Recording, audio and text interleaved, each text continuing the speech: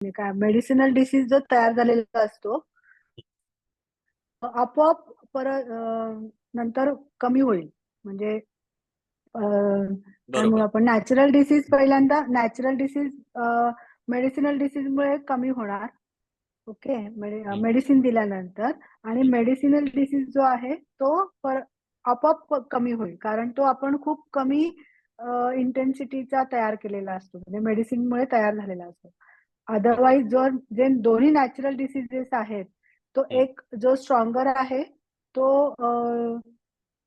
विकरला dominate करणार, त्याच्यामुळे तो मग आणि विकर सप्रेस होणार. सप्रेस झाल्यामुळे परत जेव्हा स्ट्रॉंगर कमी होईल तेव्हा विकर डिसीज जो आहे तो परत शरीरात निर्माण होईल. म्हणजे मी दोन कम्पेअर केले. म्हणजे मला असं मला वाटतं ठीक की आहे, ठीक आहे, जो काही प्रॉब्लेम मेडिसिनल नाही मॅडम. ओके, अजून काही सांगायचं तुम्हाला? नाही. ओके, नेक्स्ट अजून कोणाला बोलायचं होतं? आणि गौरव बोल. Due to potentization, our medicines are more precisely acting over the natural disease. Right.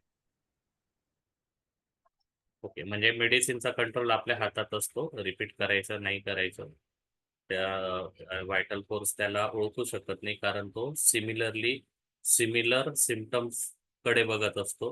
Vital force ते लक्षात येत नाही. आपल्या हातात कंट्रोल असतो. मेडिसिन किती रिपीट करायचं नाही करायचं, पोटेन्सी वाढवायची नाही वाढवायची, त्यामुळे तो काय म्हणतो आपण त्याला, तो म्हणजे काय म्हणतो त्याला, तो आपल्याला रिमूव्ह करता येतो. पण मग आता पहिल्या कंडिशन मध्ये काय होतं, म्हणजे मला अजूनही म्हणजे ऑर्गॅनल मध्ये लिहिलेले ते अपेक्षित उत्तर अजूनही मिळताना दिसत नाही मला. पहिल्या याच्यात सांगितलं 2 जणांनी की जुनावाला जो डिसीज असेल तो पुन्हा बाहेर येणार ज्या वेळेला हा नवीनवाला स्ट्रॉंगर जो असेल हा त्याचा कोर्स संपेल, त्यानंतर ते बाहेर येतील. विकर जो होता आधीचा, तुम्ही असं कन्सिडर करा की पहिला विकर होता आणि त्याला याने एक्सटिंग्विश करून टाकला, काढून टाकला. आणि नंतर जो आलेला होता नॅचरल डिसीज आजाराबद्दलचा, जसं मिजल्स नंतर स्मॉल पॉक्स आलेले होते, असं समजा की स्मॉल पॉक्सने मिजल्सला काढून टाकलं परमनंटली. मग काय राहणार, मग काय करायचं आपल्याला? तिथं उत्तर ऍक्च्युली दडलेलं आहे.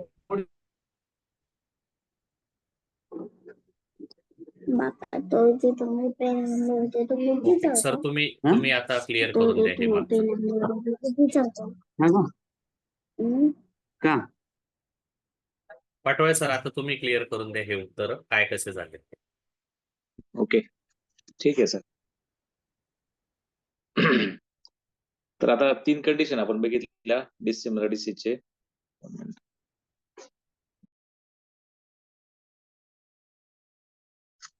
तर पहिली कशी केस आहे का ज्यामध्ये पहिला डिसीज स्ट्रॉंगर आहे किंवा सारख्याच ताकदीचा आहे दुसऱ्याशी. दुसरी कंडिशन आहे दुसरा स्ट्रॉंगर आहे पहिला वीकर आहे. तिसरी कंडिशन आहे दोघेही क्रोनिक कॅरेक्टरचे, जास्त काळ शरीरात राहणार आहे. अशा 3 कंडिशन असतात.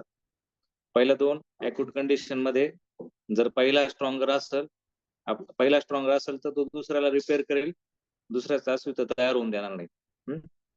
आणि मग त्यामध्ये बरेच सुधारणा दिले होते सरांनी. जसं आता समजा चिकन पॉक्स स्ट्रॉंगर आहे, मग त्याला त्या विकर डायनेमिकचा एखादा स्मॉल पॉक्स नाही होणार, पण ऑलरेडी तो चिकन पॉक्सने बाधित झालेला आहे. पण ज्यावेळेस त्याचा चिकन पॉक्स कमी होऊन जाईल त्यावेळेस परत त्याला स्मॉल पॉक्स होईल, कारण त्यावेळेस त्याची स्मॉल पॉक्स इम्युनिटी तयार झालेली असेल. आता हे झालं पहिली केसमध्ये. दुसऱ्या केसमध्ये जर दुसरा स्ट्रॉंगर असेल तर काय होईल, तर दुसरा येणारा आजार स्ट्रॉंगर असेल तर पहिल्याला तो सस्पेंड करेल आणि दुसरा आजार त्याचा कोर्स कंप्लीट करेल, आणि तो गेल्यानंतर जो सस्पेंड झालेला आहे तो पुन्हा ऍक्टिव्ह होईल आणि मग तो त्याचा कोर्स कंप्लीट करेल. तिसऱ्या केसमध्ये जर ते दोन्ही क्रोनिक कॅरेक्टरचे असेल, जास्त कालावधीसाठी शरीरात असेल, तर मग काय करेल, दोघं आपापली जागा फिक्स करून घेतील. दोघं आपापल्या जागेनुसार अॅफिनिटी तयार होतात, दोघं आपापल्या जागी स्थिर होतात आणि त्यांचे दोघांचे मॅनिफेस्टेशन एकत्र तयार होऊन दिसायला लागतात. दोघं एकमेकाला रिपेल करत नाही, सस्पेंड करत नाही, काहीच करत नाही, आणि मग तो कॉम्प्लेक्स डिसीज तयार होतो. बरोबर. आता सिमिलर डिसीजेस दोन एकत्र आले. ज्यावेळेस सिमिलर डिसीजेस एकत्र येतात ना, त्यावेळेस जो आता समजा नंतरून आलेला हा जर स्ट्रॉंगर असेल तर तो काय करेल, आधीच्या आजाराला जागा घेईल आणि दोघं सेम असल्यामुळे त्यांना ॲफिनिटी एकाच ठिकाणी असते, ते एकाच ठिकाणी ऍक्ट करतात. जसं हार्ट डिसीजचा एखादा डिसीज असेल, दोघं सेम सेम सिम्पटमचे असले, जरी आजाराची नाव वेगळे असले पण त्यांचे लक्षणे सिमिलर असले, तर काय करेल, जो नंतरचा येणारा जर स्ट्रॉंगर असला तो आधीच्याची जसं निसर्गाचा नियम आहे, जो स्ट्रॉंगर असतो तो विकरला विकरची काढतो. जागा घेऊन टाकतो. तर तसं ते आधीच्या आजाराला तो काढून टाकेल आणि तो जो दुसरा सिमिलर डिसीज आहे तो तिथं त्याची जागा घेईल आणि तो त्याची ऍक्शन कम्प्लीट करेल. आता तो जर मेडिसिनने तयार केलेला असला तर आपल्याला मेडिसिनचा डिसीज हा तात्पुरत्या स्वरूपात असतो. म्हणजे ज्यावेळेस आपण एकदा सिमिलर डिसीज तयार झाल्यानंतर आणि आपल्याला कळले की तो थोडासा आधीच्या पेक्षा स्ट्रॉंग तयार झालाय, आपण मेडिसिनची ऍक्शन बंद केल्यानंतर ऑटोमॅटिकली ऑलरेडी आता तिथं फक्त तो मेडिसिनने तयार झालेला आर्टिफिशियल मॉर्बिड डिसीज तयार असतो, तोच तिथे जागा व्यापलेला असतो. जो नॅचरल डिसीज आहे तो तिथून गेलेला असतो आणि ज्यावेळेस आपण मेडिसिन बंद करतो त्यावेळेस आपला जो आर्टिफिशियल डिसीज आहे तो पण त्याचा कोर्स लगेच थांबून आहे ना, तो पण निघून जातो आणि मग त्यावेळेस तो तिथं एकही कुठलाही नॅचरल डिसीज पण शिल्लक राहत नाही आणि आर्टिफिशियल डिसीज पण शिल्लक राहत नाही, म्हणजेच आपण क्युअर केलेलं असतं. तेच होमिओपॅथीमध्ये होतं. Okay, okay sir. आता प्रिझम 49. कळलं का सर्वांना? हॅलो, कुणाला शंका? पाटोळे. हम्म. हा सर, बोला. तुम्ही प्रॅक्टिस मध्ये सिमिलर डिसिमिलर डिसीजेस पाहिलेत का आणि how you are differentiated in your patients? Symptoms नुसार ठरवतो आपण डिसिमिलर आहे का सिमिलर आहे. म्हणजे आता बघा, आपण आता होमिओपॅथिक ट्रीटमेंट करणार आहे तर आपण काय करतो, आजाराची टोटॅलिटी म्हणजे आजार सिम्पटम नुसार ओळखतो आणि त्याची टोटॅलिटी फाइंड करतो. जे आपण 6व्या आणि 7व्या एपिसोड मध्ये शिकलो, पोर्ट्रेट ऑफ डिसीज तयार करायचे आणि त्या पोर्ट्रेट ऑफ डिसीज तयार झाल्यानंतर त्या डिसीजची मॅचिंग रेमेडी शोधायची, म्हणजे तसा सिमिलर डिसीज तयार करणारे औषध शोधायचे आणि त्याच्यानंतर ते आपण औषध त्याला दिल्यानंतर आपल्याला तसाच एक आजार तयार होताना दिसेल आणि मग तो थोडा स्ट्रॉंगर दिसल्यानंतर आपण होमिओपॅथिक त्याला ॲग्रवेशन म्हणतो. मग ते ॲग्रवेशन झाल्यानंतर आपण मेडिसिन बंद करतो, आल्यानंतर ते ॲग्रवेशन जातं आणि आधीचा आणि नंतरचा दोन्ही आजार गेलेले दिसतात. हे प्रत्येक वेळेस होमिओपॅथिक क्युअर मध्ये आपल्याला नेहमी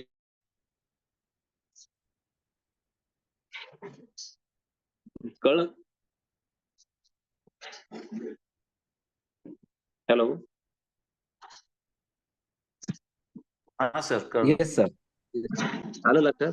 हा, हो. आणि सर, पण अजून एक विचारायचं होतं.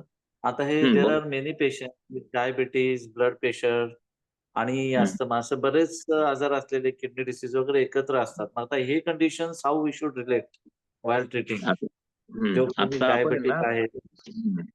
आपण ॲपरिझम मध्ये आता 49 पर्यंत आलेलो आहे.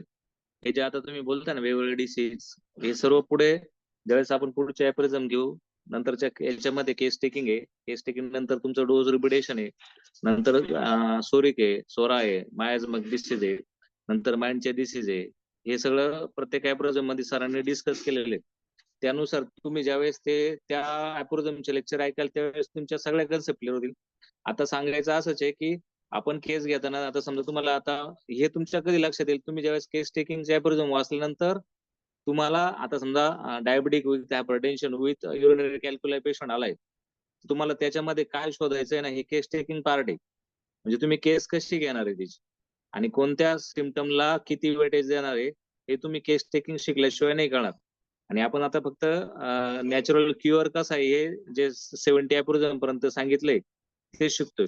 ज्यावेळेस तुम्ही केस टेकिंगचे ॲपरिझम वाचाल त्यावेळेस त्या केसमध्ये काय शोधायचंय आणि कशाला महत्व द्यायचंय हे सरांनी एकदम पॉइंट वाईज एकदम छान पद्धतीने दिलेलं आहे.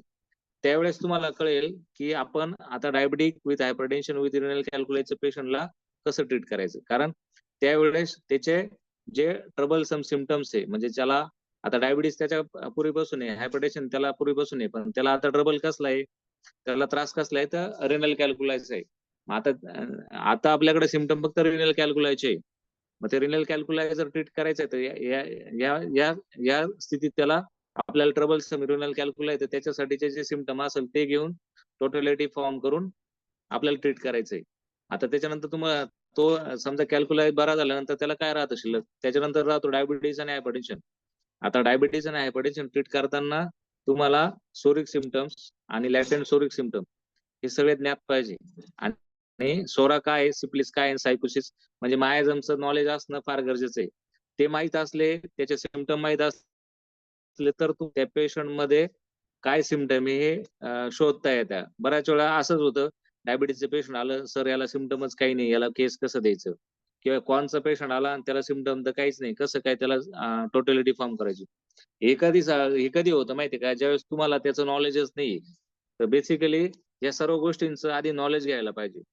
आणि हे नॉलेज घेण्यासाठी तुम्ही आजपासून 3 ते 4 महिने तुम्ही प्रत्येकाने काढा. ज्याला ज्याला खरंच होमिओपॅथिक प्रॅक्टिस करायची त्या सर्वांनी ऑर्गॅन आणि टीसीडीचे 152 पेजेस वाचले, समजून घेतले, सोरा काय ते समजून घेतलं, तर तुम्ही या गोष्टी डील करू शकता. नाही तर तुम्हाला डायबिटीस आणि हायपरटेन्शन हे ट्रीट करणं अशक्य आहे. त्याच्यासाठी तुम्हाला, कारण हे क्रोनिक डिसीज आहे आणि सरांनी क्रोनिक डिसीज कसे डील करायचे, ज्या बुक मध्ये लिहून दिले ते जर तुम्ही वाचणारच नाही किंवा त्यातून तुम्ही नॉलेजच घेणार नाही.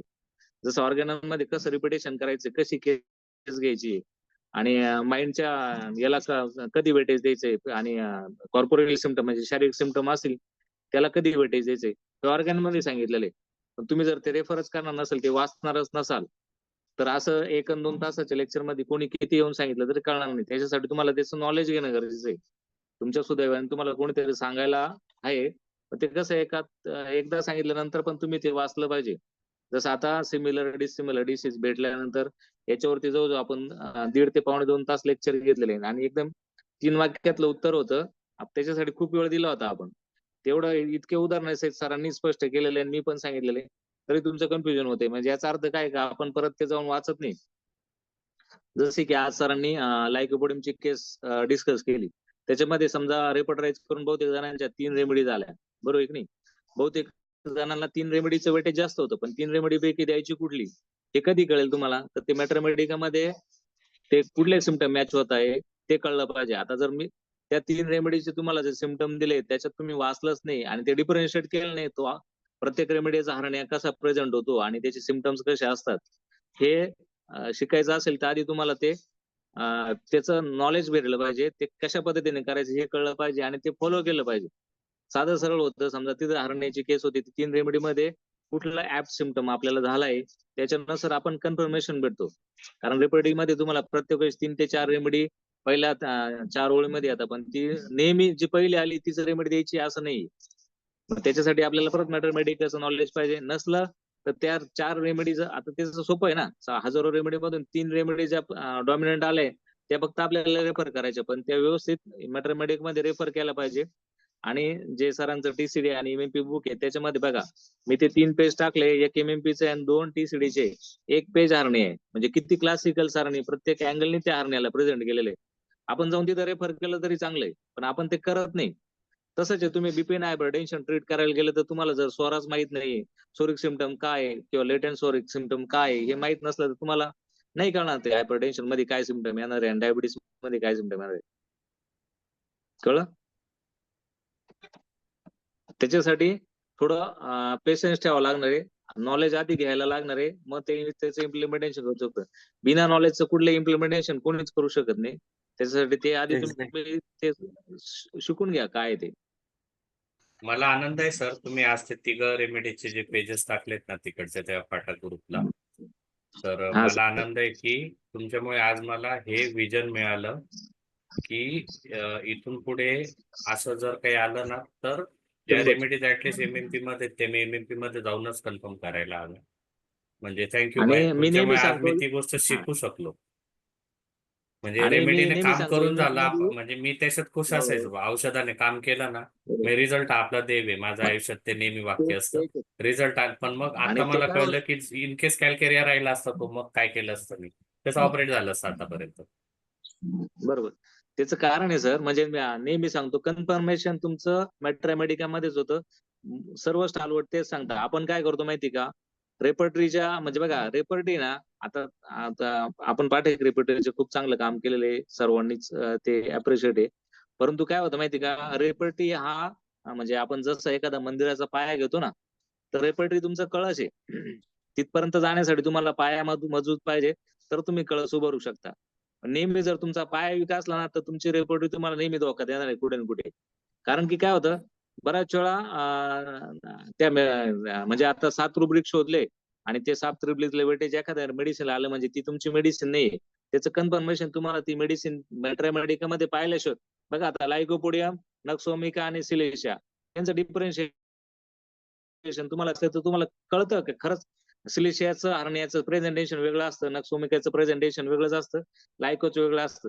पुढच्या वेळेस आला ना तर तुम्ही माइंड न घेता ते फक्त प्रेझेंटेशन वरून तुम्ही मेडिसिन शोधू शकता. आणि मग आपण सगळं सोडून दे ना, त्याच्यात माइंड काय आहे किंवा काहीतरी एखादं क्लासिकल रुब्रिक शोधण्याचा प्रयत्न करतो ना. मी आतापर्यंत मी तसंच करत आलेलो आहे. मी जर रेपर्टरी केलं ना, साधं कुठलेही 50 रेमेडी घेतल्या आपण मोठमोठे रुब्रिक शोधले आणि जर 10 रेमेडी झाल्या ना, जोपर्यंत मला जी पाहिजे ना पेशंटच्या सिम्पटम्स मध्ये ती रेमेडी ज्या रेमेडीमध्ये सापडते त्या रेमेडीपर्यंत वाचत जातो. मग ती 9व्या नंबरची रेमेडी जरी असल्या ती देऊन टाकायची. त्यांनी होतं काय माहिती का, आता जसं आपण या 3 रेमेडी शिकलो ना, 3 रेमेडीचे हरणे आपल्या आता ऍप लक्षात राहतील. कधी आलं तर ते 3 पैकी आपण व्यवस्थित. पण जर तुम्ही रेपर्टराईज करून जर मेडिसिन दिलं ना, तुम्हाला तेवढ्या वेळापुरतं रिझल्ट माहित असतो, पण त्या रेमेडीचं नॉलेज वाढत नाही तुमचं कधीच. कारण तुम्हाला फक्त ते रुब्रिक किंवा ते ऍड झालंय आणि त्याचा हरण गेलाय. पण ऍक्च्युली लायकोपोडियमचा हरण कसं आहे, एमएमपी मध्ये रेफर केल्याशिवाय किंवा मोठ्या मेट्रामेडिक मध्ये शोधल्याशिवाय कळत नाही. 1 आणि 2 सिम्पटम नसतात बघा, तिथं पूर्ण पेज हरण्याचं. आणि एमएमपी आमचा आणि ना टीसीडी मध्ये प्रत्येक आमचा ना गोष्टीला मित्रांनो 10 बोलून घे 10 ते 20 सिम्पटम आहे. मी नेहमी सांगतो की एका मेडिसिनचे 1700 सिम्पटम दिले, त्यांनी कुठे कुठे काय काय शोधलं असेल आणि त्याच्यापेक्षा रेफरल काहीच नाही होऊ शकत ना. कन्फर्मेशन नेहमी तिथूनच घ्यायचं. आमचा ना आणि आणि त्या मित्रांनो तिन्ही काल पेजवर काल सरांचं आणि माझं बोलणं झालं होतं. साधारण आम्ही तासभर फोनवर बोलत बसलो होतो. तर त्या बोलण्याचा इन्फरन्स तुम्हाला सांगतो त्या तासभराचा, की मलाही आता साधारण 5 वर्ष झाली होमिओपॅथी प्रॅक्टिसला. मेट्रामेडिका प्युरा विषयी माझं ओपिनियन मी याच्या आधी पण मांडलेलं आहे. म्हणजे ते किंवा ते तुम्हाला हे येत नसेल तर तुम्ही एमएमपी वाचा असं मी बोललेलो होतो. बट एमएमपीचा स्टडी असा नसतो की तुम्ही ते पुस्तक घ्यायचं वाचत बसायचं आणि तुमची खूप जायगॅटिक मेमरी आहे आणि तुमच्या डोक्यामध्ये सगळे सिम्पटम राहतील, असं काही होत नाही. तर प्रॅक्टिकली ऍटलिस्ट तो केस टू केस वाचायला हवा. इन्फरन्स कालच्या आमच्या डिस्कशनचा असा होता की आपण होमिओपॅथीमध्ये बऱ्याचशा नवीन ज्या सिस्टम आल्या ना त्या शिकण्याकडे आपला कल सगळ्यांचा वाढलेला आहे. म्हणजे इन्क्लुडिंग मी, की बाबा मी कुठंतरी फाटकमध्ये थोडंसं मी फाटकचं सांगायला लागलो, मग लोक फाटक शिकायला येतील. कोणीतरी केंटचं सांगायला लागलं, केंट मागे पळायला लागतील. मग असं काय झालं, थॉट ऑफ स्कूल भरपूर आले होमिओपॅथीच्या नंतर. मी नावं नाही घेत कुठल्या स्कूलची, तुम्हाला सगळ्यांना चांगल्यापैकी माहिती आहे. पण बेसिक आपलं जे कोर स्कूल ऑफ होमिओपॅथी आहे म्हणजे हॅनेमन इन होमिओपॅथी, ज्याचे फक्त 3 पुस्तकं आपल्याला मिनिमम रेफर करायचे: ऑर्गॅनॉन ऑफ मेडिसिन, मेट्रामेडिका प्युरा आणि द क्रॉनिक डिसीजेस. मी तुम्हाला शुअरली सांगू शकतो की ही पुस्तकं वाचून समजून घेतलेले आता आपण 37-38 लोक आहे, 39 लोक आहेत सरांना, त्यातलं सोडून द्या. ते सोडून मला वाटतं 2 ते 3 लोक असतील असे की ज्यांना त्या ऑर्गॅनॉन कळलेलं असावं, हे 3 पुस्तकं कळलेली असावी. आपण काय करतो ना, कोर ऑफ होमिओपॅथीची ही 3 पुस्तकं सोडून दिलेली आहेत आणि आपण ना मग बागल सरांनी फाटकमध्ये काय शिकवलं, मग कोणता रुब्रिक कसा शिकवला आणि आमक्याने त्या ग्रुपवर काय सांगितलं, मग ते मेंटल रुब्रिकचे सायकोडायनेमिक मधून काहीतरी येणार, मग पेशंटला जर का हे असेल तर मग त्याचं कॉन्फ्लिक्ट काय असेल. म्हणजे ठीक आहे, ह्या गोष्टी शिकायला हव्यात. आम्ही त्या विचाराच्या विरोधात नाही आहोत. काल सरांचं माझं त्या विषयावर डिस्कशन, बरंच लॉंग डिस्कशन झालं आमचं. आपण पहिलं हॅनेमनने जी होमिओपॅथी शिकवलेली ना, तर माझी इच्छा अशी आहे की आपण सर्वांनी अगोदर ती शिकून घ्यावी. त्यानंतर तुम्हाला एन नंबर ऑफ स्कूलमध्ये जे काय शिकायचं ते शिका, अप्लाय करा, काही प्रॉब्लेम नाही.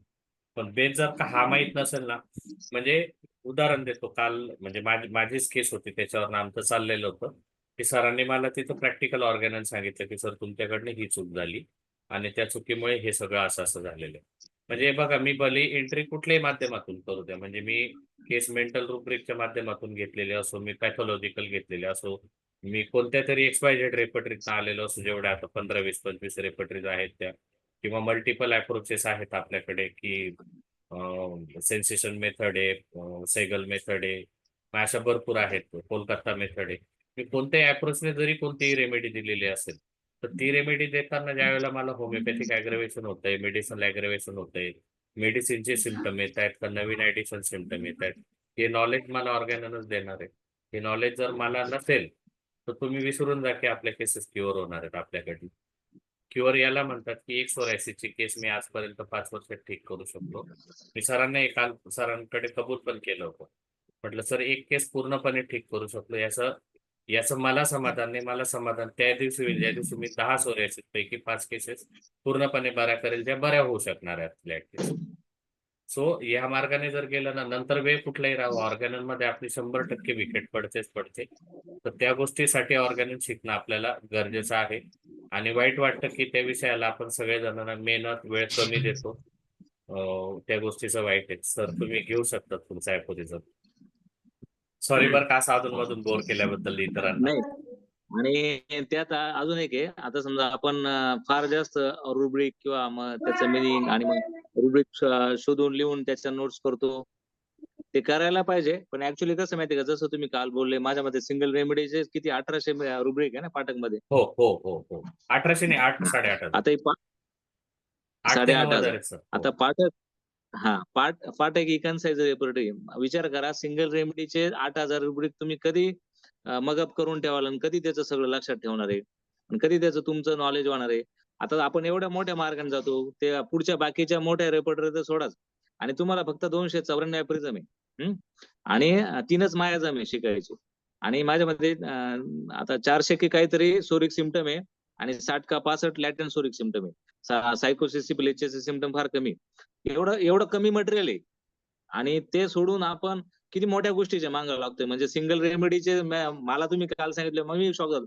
8,500 रुब्रिक तुम्ही जर एका सिंगल रेमेडीसाठी शोधताय, बाकीचे तर किती मग सर असं ते तर पण किती कन्साइज कधी रेपर्टरी अभ्यास मध्ये फाटक सारख्या, बाकीच्या हा ना, रेपर्टरीचा तर तरी विषय पाठामध्ये सोडून द्या तुम्ही. बाकीच्यांमध्ये पण तर किती असतील ना.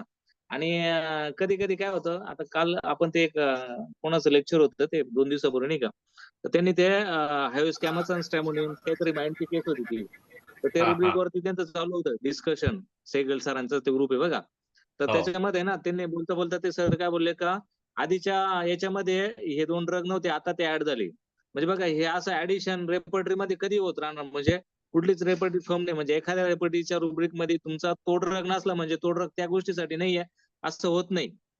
आणि किंवा असला म्हणजे तो आहे याला पण कन्फर्मेशन नाही. कोणी बरोबर बरोबर. भलतंच टाकून देईल. कन्फर्मेशन, मग कन्फर्मेशन कशात आहे तुमचं? ऑर्गॅनल मध्ये, टीसीडी मध्ये, एमएमपी मध्ये तुम्हाला कन्फर्म आहे.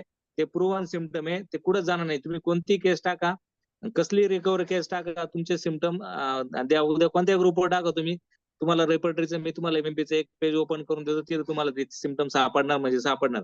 कारण ते प्रूव्हन आहे. बाकी तुम्ही एखादं रुब्रिक कुठेतरी येईल, त्या रुब्रिक खाली एखादी रेमेडी राहणार नाही. पण ती होती का नव्हती, कधीतरी सॉफ्टवेअर मध्ये गायब होऊन जाती. बऱ्याच लूप होल्स आहे त्याला. त्यामुळे आहेत. मग ती रेमेडी आली नाही आणि रुब्रिकच्या बेसिसवर किंवा त्याला वेटेजवर आपण जर केस घेत बसलो, तर 100% 10 पैकी 5 बरं होणार नाही. पण ही जी मेथड आहे ना, मी जे तुम्हाला सांगतोय, त्या मेथड मध्ये तुम्ही आज जरी सुरुवात केली ना, 6 महिन्यामध्ये तुमच्या 10 पैकी 8 केस सॉल्व्ह होतील. कसली असो, किती मोठी केस असो, 10 पैकी 8 केस मध्ये तुम्ही रिझल्ट काढणार म्हणजे काढणार. काहीच नाही. आणि फार सिम्पल आहे. म्हणजे हे एवढं सिम्पल आहे. 294 प्रिझम, 400 सोरिक सिम्पटम, ते सोडून हजारो पानाचे, हजारो रेपर्टरीचे रुब्रिक आणि त्यांचे अर्थ शोधत बसायचे. ते किती मोठं वर्क आहे. तर रेमेडीज पण कमी आहेत ना. 90 रेमेडी तुम्ही ज्या सांगितलेल्या होत्या त्या हो. आणि 48 रेमेडी इकडच्या, म्हणजे 9-5 हो. 14 138 रेमेडी. आज हो. काही लोक मला लोक म्हणतात की फाटक रेपर्टरी कन्साइज आहे. फाटक सरांनी 450 रेमेडीज कव्हर केलेल्या आहेत. मी तुम्हाला गॅरंटी देतो ते 138 आपल्याला नीट माहित नाहीये आणि आपण फाटक सरांना नाव ठेवतो की त्यांनी कमी 450 दिलेले आहे. अगोदर हे 138 नीट करा, त्या 450 त्यात सोडून द्या आणि त्याच्या नाही, व्यतिरिक्त आता आपल्या 5,000च्या पुढे ड्रग्ज गेलेले आहेत. आपल्या सर्वांचं आहे ना, It's a मोठं tragedy. काहीतरी बघण्यात जास्त हे असतो. मोठं मोठं पाहिजे आपल्याला. छोट्या कामात मजा नाही येत, नाही का? तसं आहे ते सर्वांचं. ते सायकोलॉजिकल आहे सर ते. पण ते म्हणजे एवढे नशिबाने जेवढे आहे ना आता 40 जण, त्या लोकांना म्हणा तुम्ही एवढंच करा, जास्त काही करायची गरज नाही. तुमच्या म्हणजे 10 पैकी 8 केस सॉल्व्ह झाल्या, खूप झाल्या ना. 2 तर बरोबर कोणाकडूनच होणार बरोबर नाही. बरोबर. चला, करायचं चलो सुरुवात. 49 येस सर. संपलाय का टाइम? नवीन जॉईन आहे करायचं? सर 7 मिनिटं आहे. तो छोटा ॲपोरिझम आहे. त्याच्यामध्ये काय ते सिमिलर नॅचरल डिसीज स्ट्रॉंगर येण्यासाठी वाट बघायला लागणार नाही. ते काहीतरी अर्थ ठीक आहे. आहे त्याचा. 50 प्रेझेंट घेऊन टाकतो मी. 49 49 झाला सर. बरं ठीक आहे, करू आपण 49 पण परत. आपण अच्छा अशा कित्येक सॉरी प्रकारच्या 50 पासून घ्यायचं आपल्याला. 49 झालं होतं. नाही 48 झालेलं आहे सर माझ्या माहितीप्रमाणे. ठीक. 49 घेऊन चालेल, टाका. 49 सांगतो. आपण अशा कित्येक प्रकारच्या होमिओपॅथिक क्युअरच्या गोष्टी आपण निसर्गात पाहू शकतो, अनुभवू शकतो. निसर्ग अशा गोष्टीने भरलेला आहे आणि आपण फक्त ते ऑब्झर्व केले पाहिजे. म्हणजे जेवढे आपण होमिओपॅथिक केसेस म्हणजे आधीच्या ज्या सगळ्या एपिसोड मध्ये सरांनी ज्या स्मॉल पॉक्स, काऊ पॉक्स, चिकन पॉक्सच्या एकमेकांचं कसं ते भरलेलं आहे, तसं निसर्गात बरं जसं शुक्रधारामुळे सूर्यामुळे नाहीसा होतो, अशा निसर्ग या सर्व होमिओपॅथिक क्युअरच्या उदाहरणांनी भरलेला आहे. आपण फक्त ते अनुभवू शकतो आणि पाहू शकतो आणि त्याच्यातून आपण शिकू शकतो का खरा क्युअर कुठला आहे आणि ते ऑब्झर्व करू शकतो. एवढं त्यांना 49 मध्ये सांगायचं होतं.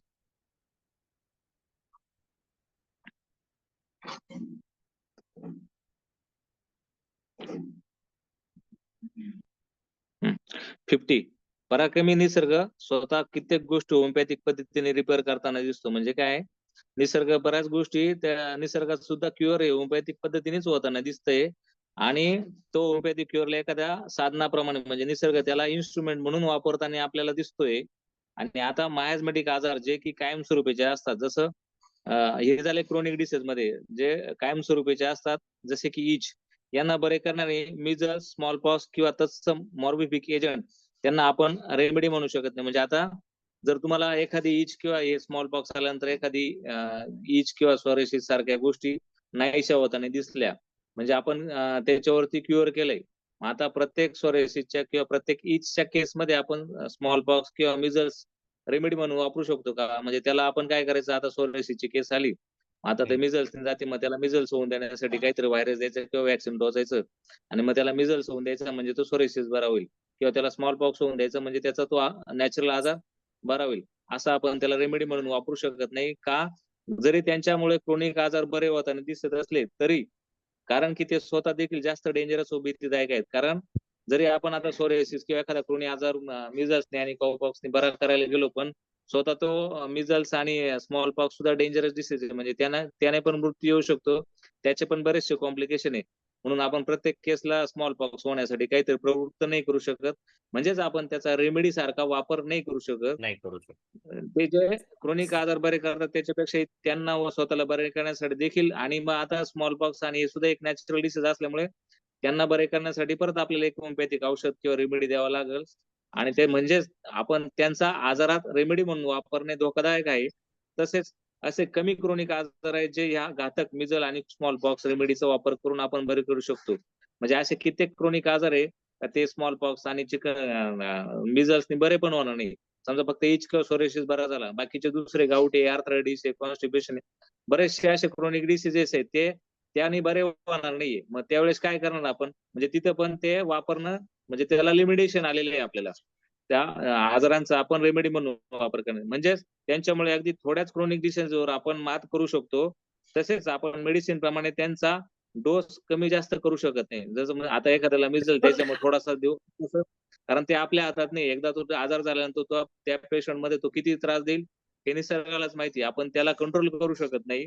व रोगी जो की दीर्घ काळाच्या आजाराने त्रस्त आहे त्याला पुन्हा त्या धोक्यादायक म्हणजे मिजल्स किंवा काउपॉक्स पासून आपण परत त्याला सामना करायला लावायचा, त्या आजाराला बळी करणे हे देखील धोकादायक आहे. व नंतर त्या मिजल आणि स्मॉल पॉक्सला बरा होण्यासाठी पुन्हा एकदा होमिओपॅथिक मेडिसिन देणे म्हणजे डबल आजारदायक करणे हे चुकीचं आहे. परंतु ह्या सर्व लकी घडामोडी म्हणजे जे नॅचरली आपल्याला नॅचरली मिजल्स आणि स्मॉल पॉक्स मुळे क्रोनिक डिसीज बरे होताना दिसले. या घडामोडीतून आपल्याला एक कळालेलं आहे का, आजाराचा थेरपेटिक लॉ मात करण्यासाठी जो थेरपेटिक लॉ आहे तो आपल्याला सापडला आहे, आणि तो म्हणजे काय, क्युअर बाय सिम्पटम सिमिलॅरिटी. म्हणजे सिम्पटम सिमिलॅरिटीनेच आपण क्युअर मिळू शकतो. होमिओपॅथिक मग आता पुढचं कार्य काय आहे का, त्याच्यासाठी आपल्याला रेमेडी शोधायच्या आहे, रेमेडी तयार करायचे. 51 घ्यायचं. सर आपण ही मीटिंग एंड करू. 51 ला मी लगोलग जॉईन करतो. आतापर्यंत आहे ना, आता ह्या 50 ॲफोरिझम पर्यंत डिसिमिलर आणि सिमिलर डिसीजेस याच्याबद्दलचा माझ्या माहितीप्रमाणे सगळं संपलेलं आहे. 51 मध्ये असेल तर असेल थोडंफार. 52 ते 56 जे आहेत पुढचे ते हॅनेमन सरांनी 6th एडिशनला पूर्णपणे नवीन लिहिलेले होते. ही मीटिंग मी एंड करतो. लगोलग दुसऱ्या याच्याने जॉईन व्हा.